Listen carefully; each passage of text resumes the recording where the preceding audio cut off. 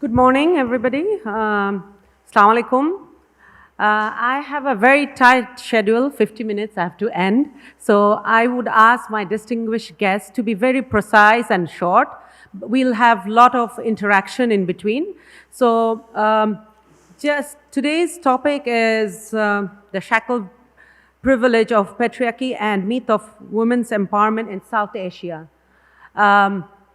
When there's a perception in South Asia that women are just to be fed inside home and the men are going to take care of the family and have a career. But it has been changing. Now, especially in Bangladesh, we feel that Bangladesh is becoming a champion on empowerment of women. Our government have been very interested to empower women, and today we have the champions with us. Not only in Bangladesh, we have guests from India, from Maldives. So we are going to ask them questions. We are going to know something, how they did their hard work and came where they are right now. So first, I'm going to start with Vidiya. I know Vidiya for a long time, a family friend, and I know that she is a lawyer, she's a barrister, but in between, like when her father passed away, she took over her garments factory, his business. I believe your brother and your mother was very skeptical about you taking care of the factory because it's a huge responsibility, and you were very young that time. So my question is, some people think that, oh, Vidiya, she got a business, all ready-made business, like you didn't need to work hard to get where you are. So can you just tell us like your struggle and what happened then? Assalamu alaikum, and a very good morning to everybody who is present here today. Thank you very much for the kind introduction. Normally, I will say this, that I am not one to agree to being generally on a gender sided panel. I don't like talking on women's empowerment, all of that, because multiple reasons. It's the same reason I don't like Women's Day. What is there to celebrate? What is there to distinguish? Why are we not on an equal platform? The title today got my attention, The Shackled Privileges of Patriarchy and the Truth of Women's Empowerment in South Asia. And I thought that was a very interesting topic. It brings in context religion, it brings in context the gender-based biases that we have, and most importantly, it talks about the social and cultural aspect or impression that one has of women. Now, to answer the question that you have asked me, yes, I was very young. I was 18 years old when my father passed away. My mother was 42, which is how old I am now. And she took over. So, at about 24 years ago, her being 42 and taking over this massive conglomerate of industries was not easy either for her. At the same time, yes, it's been a great privilege, but with privilege comes responsibilities and duties and challenges. And of course, being in the garment industry, my father was the pioneer of the garment industry, of the 100% export-orientated garment industry in Bangladesh. And that brings about great responsibility also. I am twice elected from the opposition, director of the BGMEA. The first time I did my elections, I was 28 years old, and that I think was purely because of privilege. They came to me because who I was. And then, of course, I think they wanted, with the one woman candidate that they had among 27 people at the BGMEA running elections in an industry which used to be 80% of women workers, I think it was more of a token. I think they needed a woman to be on the board. Right now, we have 35 directors and we have 3 women directors on the board.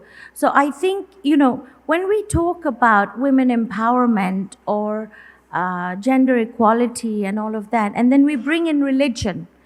As a Muslim, as a practicing Muslim, of course, religion is a factor, and a lot of misconception as far as religion is concerned.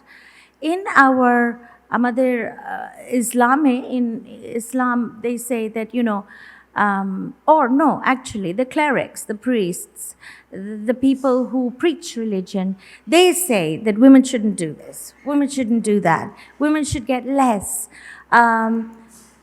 And yes, of course, there's Sharia law which says that women should get less than men. But that's not where it ends, though. As one would know, and I'm no expert on religion, one would know that, in a country, our Prophet, sallallahu alaihi wasallam, he married one of his wives who was a businesswoman, who was older than him. And that didn't stop him. But today, if somebody does that, they will say, no, this is not a good thing. It's not a religious thing to do. So honestly speaking, it's not religion that stops us. It's culture. It's society. And it's some very insecure men, I would like to say, with all disrespect. I think women... like I said, yes, of course, physically, sometimes we are not able to do the same thing as men do. I'm not a feminist as such, but I believe in equal rights, I believe in equal pay, but I still think that men should open the door for a woman when they enter. I think men should still say ladies first, because that's about manners. It's about how you've been brought up. It's about education at home. And it's not religion. Don't bring in religion. If anything, it can be politics, but it's culture and it's society.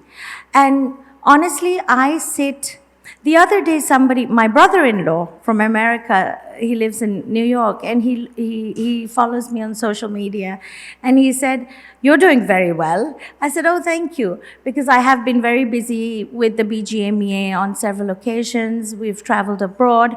And he said, "It's very nice to see that amongst all the men, you're the only woman." And it's true. I've been to conferences where they've said that the BGMEA, to the president, they've said, only one woman. And of course, I've made jokes to make the men look better, that I am equal to all the other men. It only takes one like me to match to the number of men there are in this room. So, honestly, if you ask me, I don't see myself any different from men. Yes, of course, probably as far as security is concerned, I wouldn't go out walking at 3 a.m. in the morning as a man can. But then again, what does that teach us? That it's about society, it's about culture. We have a woman prime minister. Our honorable prime minister is a woman. The speaker of the house is a woman. We have ministers who is a woman. And of course, our moderator here, she was a member of the parliament also. So when you are the prime minister, it doesn't matter whether you're a man or a woman. It's a position that one respects. So women empowerment, yes, of course. It's a bit tricky there because society has allowed a woman to be the prime minister, but the respect of that position is far greater than the gender that is respected. So I'll finish because I think I'm going over time. I was very young. I was very single. I got married very late. And, everybody was very curious that why my mother is not marrying me off. But lo and behold, as a Bangladeshi, I got married at 37. I went to Chittagong by myself when I was 28 years old, and I looked after my father's garment factory, although I had an older brother.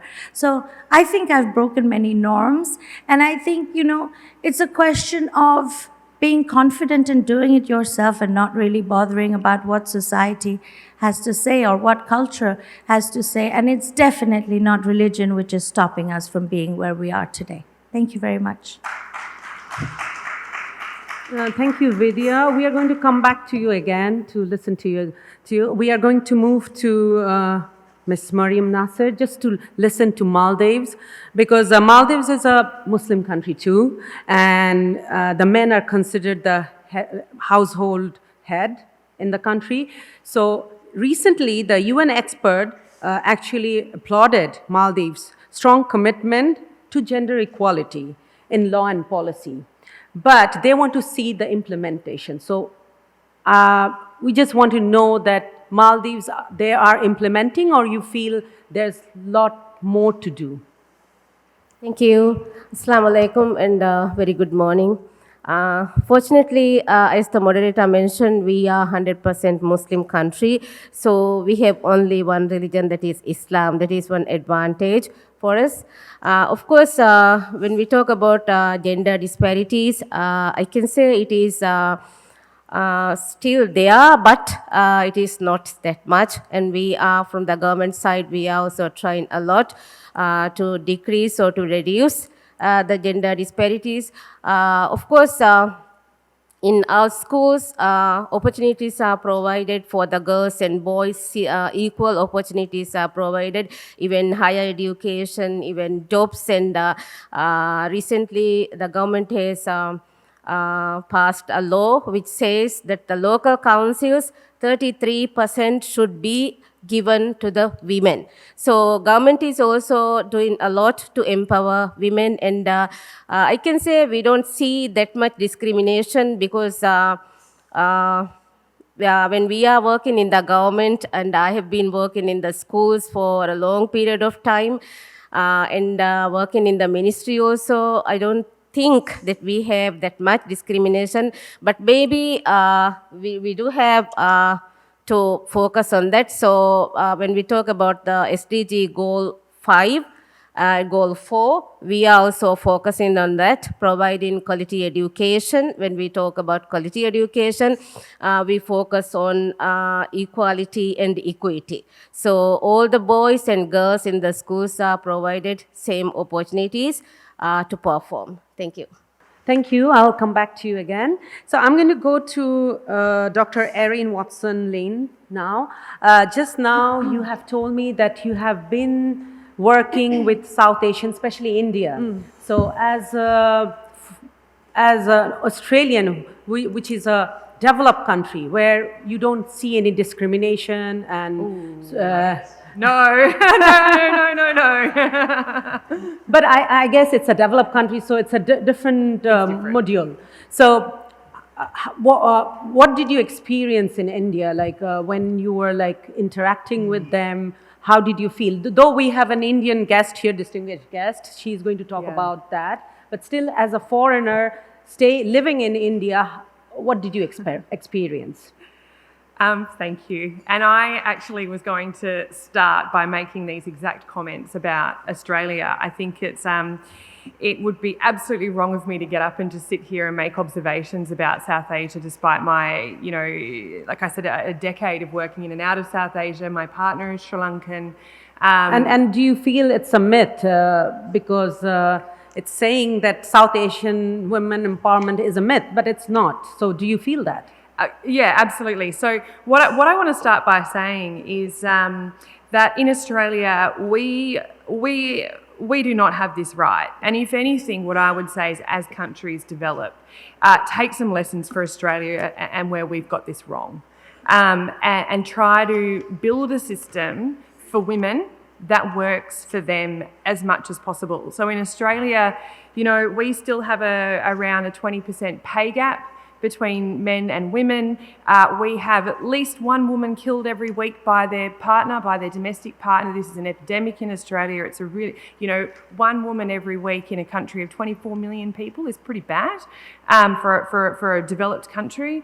Childcare is completely unaffordable. It's structured around a system where private companies can both reap the rewards from government subsidies and by maxing out the private sector. To give you an idea, to put your child into a childcare centre at the full rate in Australia is around $30,000 Australian per year. It's about 22,000 US dollars a year. You do get some of that back, but it's incredibly expensive given that the average wage in Australia is $80,000 and the median for women is around $25,000, $30,000 a year anyway, because overwhelmingly women continue to work part-time. They overwhelmingly, the data tells us this, they all do the unpaid labour at home still. And what feminism, I don't like to discredit feminism at all, but what I do like to do is look at it critically and say, okay, well, what has women's empowerment done for women in Australia? We're now expected to work full-time for less money plus run the household. So how has that benefited women at all? So we've opened up all of these opportunities for women, but overwhelmingly what we haven't done is shift the domestic balance with men. So it's not uncommon these days to meet a man who is actually, the house dad and does look after the kids. We have a lot of women in very powerful roles in Australia. My daughter goes to school in the middle of the city. And what a city school in Australia means is that you've got two people who are working, and sometimes the woman is the partner in the law firm and they're the doctors and they're the ones. So men take up more of the household, and it's a cultural thing about our school, which comes with an element of privilege as well, that we have a much more gender balance in our day-to-day lives. So I just want to start by saying we don't have this right by any means, and I think that it's, my own experience of being someone who has been in politics, has been in the media, who is a business owner and an academic, is that I still face cultural and institutional barriers every single day, and I'm a white woman from a relatively privileged family. So, when I look at a country like Australia, which is so multicultural, I'd probably say one of the most successful multicultural countries in the world. We have a Muslim Indian living next to someone who's a Hindu, next to an Israeli, next to a white Australian, next to a Sinhalese, next to a Tamil, someone from the UAE, and everybody can live together in relative harmony, and that's a really good thing about Australia. But we have this intersectional discrimination. That means that wherever you sit in that system, you still face really significant cultural barriers and institutional barriers as well. But having said that, I mentioned my partner is, Sri Lankan, born in Australia, but parents came out to Australia.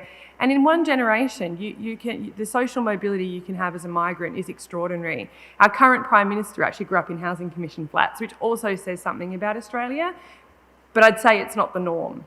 So that's where I'm coming from.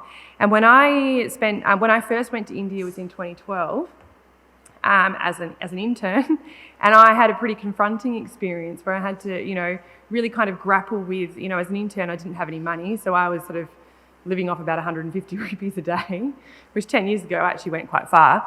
And it was really challenging coming to terms with some of the things I observed. I was there during the December 16, 2012 gang rape of Vidiya, so that was really challenging. And it made me really understand where women are coming from in a country like India.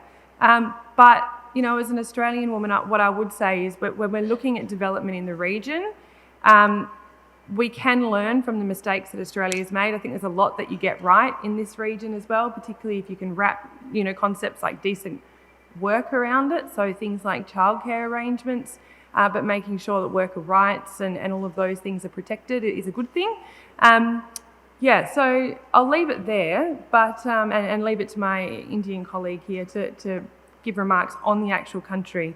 But we don't have it right, and there's a lot that we can talk about personal experiences. As you were talking, I was like, oh my gosh, I know exactly what that feels like. Okay. Thank you, Erin, Dr. Erin. We are going to go to Shama Obaid now. Obviously, I have to ask something about politics.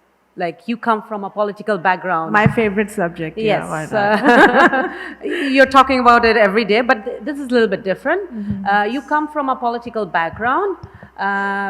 People say when somebody comes from a political background, it's easier to get into politics and do well. Is it true, or it's same for everybody? And I see young people, whenever I go to the universities or colleges or interact, young girls, they're not interested in politics. And what do you think, why do you think it is happening now? Thank you, Mahjabeen, and good morning to all. And we have a wide spectrum of women leadership on stage today. So that is very, very assuring that we are heading towards women empowerment. So basically, well, the title of the of this session actually says that although we have come a long way, we still have a long way to go. And since I am in politics, yes, I am from a political family, as you are too. But the thing is that you can come from a political background, you can have legacy, but at the end of the day, it's your hard work, your talent, your dedication to your country and your people that will take you forward. It's not, the legacy can just go so far. And so that is very important, and it is regardless of gender, I think. It is not only women, it's for everybody, that's the same thing. And the thing that I wanted to mention is that women are climbing mountains, they're CEO of companies, they're leading countries, they're prime ministers, presidents, flying aeroplanes and whatnot. But still, we think that in this patriarchal society, we still have some barriers that we need to overcome. Since I'm in politics, I would like to emphasize that, despite the progress, our society remains highly patriarchal, and the social and economic rights for women and gender equality needs to be addressed now and needs to be addressed as soon as possible. We see, like in South Asia, we have our share of women leadership. In Bangladesh, we have had women leadership for last 35 years, 40 years. We have many women in ministerial position, in parliament members, in bureaucracy, in different areas, in corporate level. But still, I personally feel that at some point, there is a bar. We hit a bar where women are not allowed in any decision-making process. Women are not allowed to have their own voice. So that is something that we need to break. As Vidiya was talking about garments, I think in Bangladesh, garments industry or the RMG sector have revolutionized the women's empowerment. The number of women, the 80% of women, I think, 80% of workers in this industry are women. So in that regards, Bangladesh has come a long way. But when we look at, you have been in parliament before, when we look at our parliament, we have reserved seats, 50 reserved seats for women. And I believe, although these reserved seats allow women to be in politics, but at the same time, it actually keeps women away from competing directly from their constituencies. So that is something we need to address. The political parties in Bangladesh, regardless which one it is, their mindset has to change. The awareness has to be there that we need to promote women, because women, we have seen, can work much harder than a man. If a woman is in a leadership, there is less corruption, there is less bureaucratic hassles. Women work from their heart. They actually can do much more for the country and for the people than any man around. So women have to be, they should be able to give that chance, that ability for all the political parties. And you know that all the political parties have a requirement of 30% women participation, which I don't think any of the parties in Bangladesh have done that yet. So that is something that we need to address. And another thing we need to address is there is a debate that we need to think about, that having women in powerful positions, does that allow women empowerment in root level? Because I'm an organizing secretary of Bangladesh Nationalist Party. I go to every village, I go to a lot of places. I see a lot of women trying to get their voices heard, but and it's regardless of party affiliation, it can be from any political party.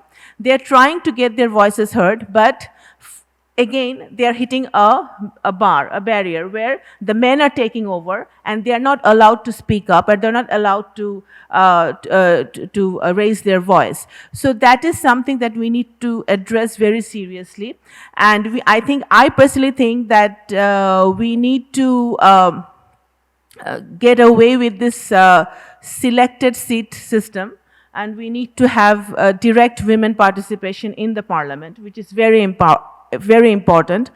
And another thing is that we need to address the violence over women and children, because in last year, on one side we are seeing women politicians, women MPs, women ministers, but on the other side we are saying in 2021 there were 328 child marriages in Bangladesh.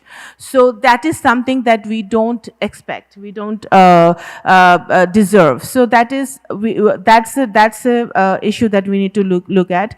And the amount of, even in every environmental hazard, like after COVID, women are worldwide, and including Bangladesh, women were affected mostly.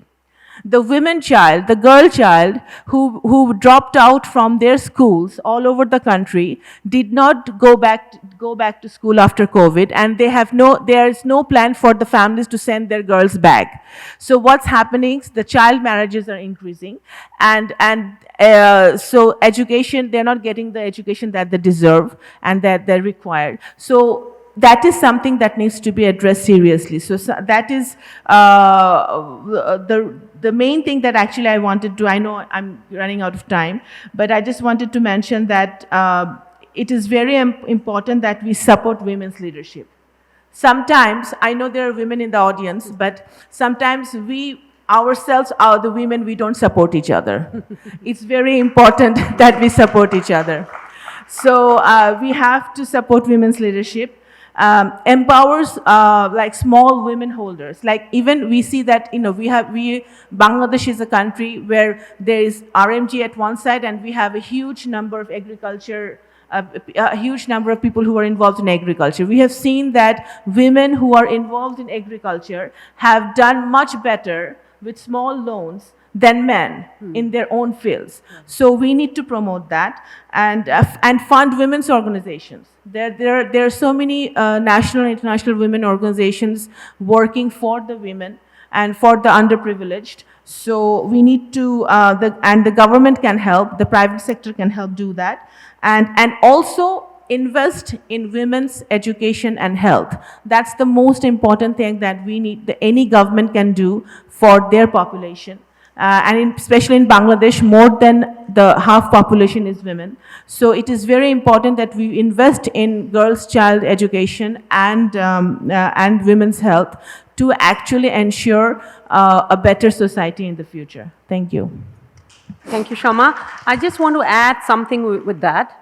Mindset of men, because I remember recently we had a small group of MPs, men MPs and women MPs, though I don't like to say men and women MPs. I also MPs don't are like MPs. that, yeah. So when we discussed about gender equality, the main thing was they were very aggressive, and they said, first you take care of the household, then you talk about other things. So that is the mindset of the men. When we stop celebrating Women's Day and start celebrating Men's Day, that day men's outlook will change. Okay? True, so we have to stop doing that.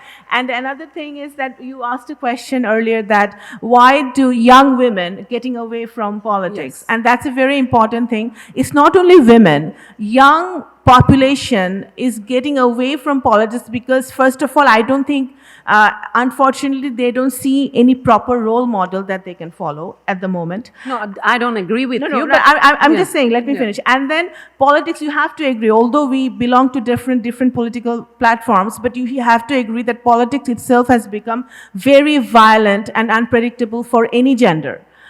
So that is something actually, and proper talent, proper ability is not ensuring that any person, may it girl or a boy, will reach to his or her destination in politics. And we are not even grooming these girls. Right, exactly. So to they are not become getting groomed. next leaders. Absolutely, Yes. they're not getting groomed, and again, they are getting shackled by patriarchy.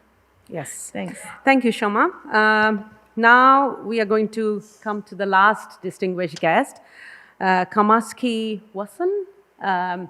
She is a researcher, and I believe your research institute do a lot of work on gender violence, violence on women, and you have been working on this, doing research and lot of programs. So do you feel like in India, the laws and the policies, whichever are there, it's enough to protect them? Another thing is, another question to you, like we have seen #MeToo going around in India. It was everybody was very vocal about it, and we saw celebrities also coming out, talking about their experiences. So how do you think this #MeToo movement took over India? Thank you, dear moderator, and good morning, dear distinguished guests and my friends. First of all, I would like to thank my dear friend, Mrs. Zillur Rahman, and the entire team of Center of Governance Studies for having me here. It's a great pleasure to be here among all of you and to be here on this very great panel. So thank you. Yeah, so first of all, I would like to start, as the title says, there is a myth for the women empowerment, but I think the major myth is that the woman needs to be empowered. I don't think that's true because women are already empowered. Women just need absolute and good chances, good opportunities to prove themselves. We are already empowered. When we are born, I know there are a few areas in India or other South Asian countries or even other areas also where women are not considered, and since birth they are told that you have to be at home, you can't do this, you can't do that, and there's always a men dominance on women. But with that thing also evolving around, women themselves become strong on their own. They get this thinking that, okay, if they're not going to believe me, but I believe myself, maybe one day when I grow up, I can change the world, right? And if given good chances, I can definitely change and bring a major reform. So coming back to what you said, like from being associated with the foundation, first of all, I would say I'm very much grateful that I am at this foundation because I also had many dreams, and I never knew that I would be at this position, sitting here, talking in front of you. So this is a great opportunity for me. And if I can do this, I think many women can also do, many people watching me, especially the young girls who aspire to be young leaders, can do this. And when we talk about women, the gender violence and all these aspects, I think, yes, there are some areas where domestic abuse and all these verbal abuses for women are still there. There are still areas all across the world where women are brutally abused, and they are shown that, okay, this is not your place, you should just keep your mouth shut, you can't speak that, you can't talk about this. But do we really think that women are that much so minute that they cannot speak up for themselves? It's just that we are not providing them good platforms. If I am here, if I am given opportunity, I am speaking on this subject, and if a woman sitting right next or maybe behind that screen watching me knows that, okay, if this girl is talking about this issue and doing her job greatly, maybe this will change, this will spark a mind there. Maybe that girl watching me right now can say, okay, if she can do it, I can do it too. And coming back to the Me Too movement, I feel yes, but I feel that the Me Too movement was much needed, but also it did had its complications because people generally, they took it another way also. But the Me Too movement was seen in a very massive way, not just in India. There were other areas also where people, came up, even celebrities came up, even other people from the business background or other distinguished areas came up and talked about the issue. This shows that how the women are shown that, okay, you are not good enough and you can't do anything. I feel that if I talk about the other women sitting on the panel next to me, we all have done something great and that's why we all are here. And we are here to change something. We all have done great work. Each of us has a story. It didn't happen like that. We all did our hard work. And when I talk about my foundation, the Tillotoma Foundation, we focus on gender equality. Gender equality is a key focus area. I personally, when I go anywhere, we work with different embassies in Delhi. I personally take I personally go and meet all these ambassadors. And when they see me, they are like, how this single woman is working across Delhi and just, bringing change. But I feel that if you have that much of power, if you have that much of determination, you can do anything. Women, if you consider yourself as one, there's a term, one woman army. If I talk about other women, respected women sitting here, we all are here because we have this ability to shine, right? It's just not that if you wear a hijab or I wear something else, I wear, what is my ethnicity? It doesn't matter. What we are seeing currently in Iran is something which is, when I was watching in the news, it was very, very devastating to know. But the way women came up and, fought for themselves was very, very, very strong. And the way they, and it didn't affect Iran only. It affected all the nations, that spark which that one country made on other nations was quite massive. The women, how they were feeling and how, all the consequences which came along actually sparked the other nations. And when we talk about women empowerment, we should understand that women should be given should be given appropriate chances in the decision making, as she said. That when we talk about women in the political background, when we talk about the women in other, diplomacy and public policy, and I don't think there is any specific place left where there is no woman. I feel women are everywhere. Now we are seeing women in the startups. There are women who are running many startups, new startups, and these are running successfully. I meet these women entrepreneurs on a frequent basis, and I communicate with them, and they share their perspective. And you won't you won't even think for a minute that is she a woman, or if like she a woman doing it, because see, we have this mindset only men can run things, but I feel women can run the things equally if we are given the same opportunity. Or maybe better. Yeah, definitely. Because see, we as women are told to, bring people together. We have, since our birth, our parents, especially our mothers, because women generally have a very good relation with their mothers, because they share their experience with their kids. And yes, I think there is also one little misunderstanding which happens, I think, because see, our mothers, what they face, they don't want us to face. So they just like to protect us. Okay, don't do this, don't do that. Just, just be at home. You don't know what the society is all about. But if I would also do the same thing to my child, it won't break the bubble. It would stay the same.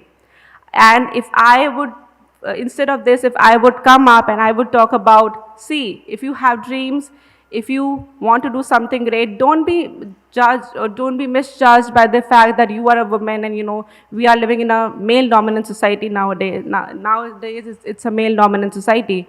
But we should believe that women and men are equally important. I would love to see women in the armed forces, and even in politics. We don't see much MPs and women MPs. I'm sorry for talking about women and men MPs, but yeah, we don't see much women MPs. There is a need to add women in every field and in decision making, because wherever it comes to decision making, even at our homes, we see, when we talk about a family, women are given chances to make decisions. Don't you think women think about everyone in the family? They just not think about themselves. Sometimes they even give up their own things and just think about the kids or their partner, even their parents. They even give up their own things for the sake of the family. So women can be great decision makers and change makers. Also, there is a need to add women in the legislative bodies, because this can bring a lot of change in the future law policies, or maybe new interventions. And this can actually aggravate and bring a lot of change. Lastly, I just want to say, we at the Tillotoma Foundation, I had the privilege, when the Afghanistan issue happened, I had the privilege to communicate with these former ministers, these former governors who were ruling the country at that moment. And the way they shared their journey, you'll have tears in your eyes. You'll understand that what all they faced, like literally, this is like and when we talk about role model, yes, you are right, because if women are not given chances, how will there be women role models? If we will see at least from out of 100, if we'll see at least 80% women sitting at different places, obviously there would be girls watching. They'll understand, okay, if this number of women are here, maybe I can be there one day. So I don't think at large, I just want to say, there is no need to empower women. Women are already empowered. They just need right chances. They just need right appreciation and recognition. And obviously, we have many great dignitaries sitting here. I know they are hearing us out. And I hope for change. I hope our talk can change mindsets. Thank you very much. Thank you, Kamakshi. I agree with you, and I wish our today's panel we had few men, because they needed to be addressing these issues too, and we need to know how they feel. Yes, now we are going to go to the audience to get some questions, and our distinguished guests are going to give their answers. Can we have a mic? Very good morning to all of you. Thank you for giving me the floor.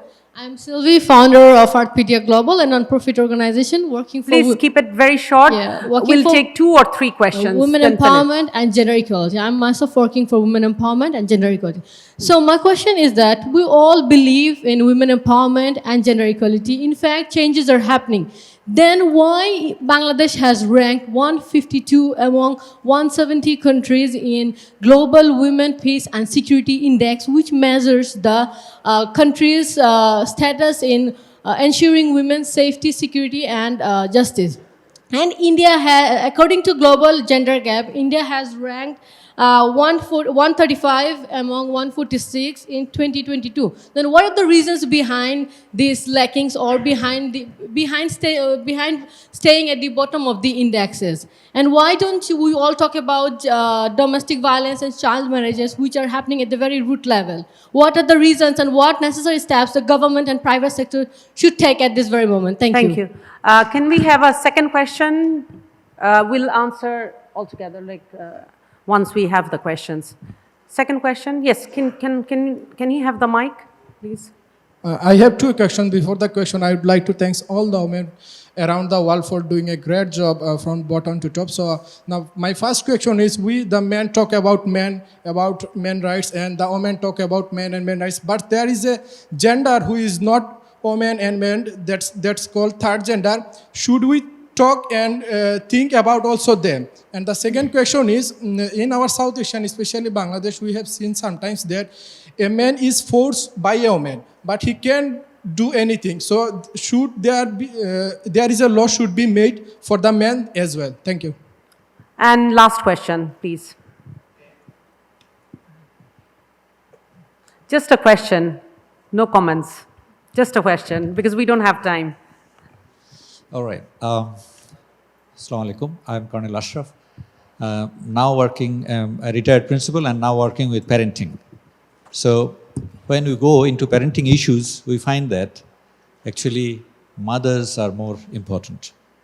And if you are saying so, that everywhere the number of women is less, I was principal of English medium schools.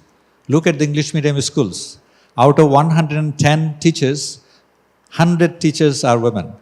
So it is as appropriate in appropriate places. Actually, we are going into contradiction. This is coupling. This is mutual. One complementing with the other, not fighting, like feminism. Some people are using feminism Sir, can we have the question, please, because we don't have time. All right. The question is, feminism is spread by some as a conflicting item. And as Madam Vidiya has expressed, it is not that. It is rather cooperation and taking the chance and giving the way. So how do you mitigate the conflict between these two? Thank you. So we don't have enough time. I'll give 1 minute to each of the distinguished guests to close up and answer their questions, and then we'll finish the session. Divide the answers so we don't have to answer all the questions. Whichever answer you want to give, but you have to close with the answer, okay? Can I address now the first question? Yes, please do. This lady. She mentioned domestic violence and torture and violence on women in general, in root level. That's what I was telling in my speech, that although we have powerful women in powerful places, that doesn't ensure that women's safety all over the country or in this region. Because we see that in last year, 3,703 incidents of torture and sexual violence happened over children and women in Bangladesh. And the reason that this domestic violence is increasing, the rape cases are increasing, because if you look at the judiciary, you'll see pending cases, rape cases, years after years, which is not seeing any light of the day anytime soon. So that's one of the reasons, that lack of rule of law and lack of judiciary and lack of addressing these rape cases properly. And unfortunately, I will conclude with this. Unfortunately, we live in a very polarized society. Not everything is politics. If a girl is raped, we should not use that incident politically. We should address that issue as a rape case, and whoever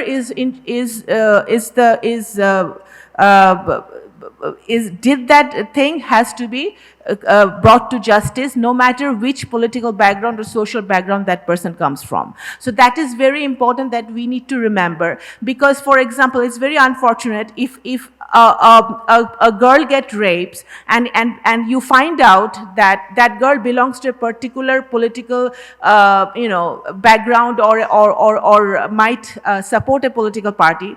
That girl, the other political party will not support that girl. That is very unfortunate in Bangladesh, that's happening now. So that has to change. We have to have a consensus that no matter what, violence, wrong is wrong, violence is violence, rape is rape, and a person who is doing wrong has to come to justice. Thanks. Absolutely. Shama, thank you. Can I ask Kamakshi to give your closing comments? Thank you so much. I'll answer your question, dear lady, in the Indian context, because I don't think it's just in Bangladesh this is happening. I think there are things all over the world. And if I'm from India, I'll just share the context from India, perspective of India. And yes, there are still every day we hear about rapes in India, different parts of India, and domestic abuse. Women are facing so much, especially in the village areas, the areas where, there are not much facilities available for women, not much rights available for women, because they are just subjected to things which are, they are told that you just have to be at home, you can't do anything, right?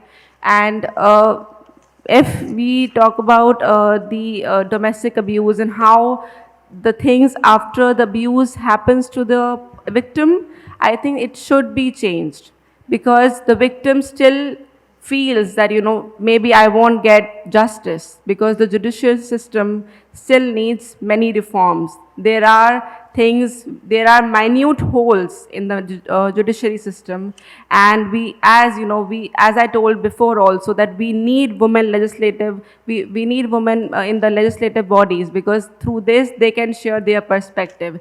They can also come up and support these women victims. And when we talk about domestic abuse, yes, there are days when women are unheard, and not days, but like every time the plea of the women are unheard. But when I talk about, when I'm here, I think we need more such discussions, because yes, there are discussions happening on women empowerment, but the specific issues need to be answered, to be taken up. Thank you, Kamakshi. So, yeah, thank you so much. We'll go to Ms. Mariyam Nasir now. Thank you. When we talk about gender disparities, I think most of the time it's the women who are affected. So still, from all the conversations, I think still we need to provide higher education for all the girls, not some girls. So all the girls need to get higher education, and we need to provide more job opportunities. We need to protect them from violence and abuse. We need to provide economic activities, include them in power and decision making at all levels. All these things will help us to reduce gender disparities. So it's a humble request from us, from the women, to count us, because our involvement also matters. So before I conclude, I just want to say something relating to this conference hall. When we look at this hall, we can see how many women are here participating. Of course, this panel is all women, so I am also proud to be here. But still, we can see how many women are here. So we know where we are from this hall itself. But we can see few women here representing and talking about their concerns and contributing. So I salute to those ladies who are here. And I also thank CDS, right? Yeah. Yeah, for giving this opportunity for the ladies here. So, of course, we have noticed that we ladies, we need to change our mind. We need to think. We need to make use of the opportunities we get. We need to seek for more opportunities, and we need to make use of those opportunities. Also, we need to work together, support each other, help each other, and move on. We also can do wonders. Thank you. Thank you, Ms. Mariyam. Now I'll go to Dr. Erin, but you have only 1 minute to... I will be very quick. Look, I think at the heart of all of this and everything we've been talking about is about economic security, because as women are more economically secure, they're able to shift dynamics in families, they're able to renegotiate their positions within families, and it means that they have the ability to make choices. So whether it's leaving a difficult scenario, whether it's getting access to education, making choices about having less children, all of this comes back to providing women with economic security. And so there's a lot of work going on around the world in this space, whether it's around digital financial inclusion and other things. But there is research that tells us this, that if we can look at economic security, it completely shifts this dynamic that puts power back in there for women. Now, just quickly, if I want to walk home in Melbourne, I don't do that after dark. So it's also, we have these incidences, right? That even in Australia we can't get around. Economic security, economic autonomy in Australia for women is why women can't leave these homes. So this is across the world. It's not just in South Asia. It all comes back to giving women economic security. Thank you. Thank you, Vidiya. To sum it up very quickly, two things. One, education. And by education here, I'm not talking generally just about schools, but it would be education from home. So every parent has to go back to their homes and tell their sons that women are just as equal. So that's the start. That's just the beginning. Treating. The parents have to treat the two children the same. And then, of course, education then transfers onto the schools. Schools have to teach the boys and the girls that, you're both on equal footing. Then, of course, comes law, legal rights. And as far as Bangladesh is concerned, of course, all the rules and regulations are in place. But then it's about enactment. We spoke about rape, we spoke about, other incidents. But then, if you have a law in place and if it's enforced, then you don't need anything else. It doesn't matter whether you're from either of the ruling political parties. You just have the law and you enact it. Of course, in order to improve the position of women in our society, given that culturally we are not made to feel the same, there might be certain rules and regulations that may be enforced in institutions, in governing bodies, whereby they might say that, a certain percentage of women must be present on the board or something like that. I think there is such a rule in Norway where they say that number of women on the board must be equal to the men. I think. I may be wrong, but there is one country. So that's the other thing. So initially, education, law, and then finally, I would like to say this, that women ourselves, we need to stop thinking that we should be given chances or given equal opportunities or any of this victimization that we do on ourselves. We should just take the opportunity. We should just demand what we should be given. And I don't think it's a question of asking permission from anybody. Because, for example, when you sit on a board or executive board or a committee, it doesn't matter. Why is it that, who is the other man sitting next to me and why do I need his permission? So to all the women out there, and there are not many in this room, unfortunately, I would say that, step out of your homes, step out of your comfort zone, and don't wait for any man to give you permission. Thank you very much.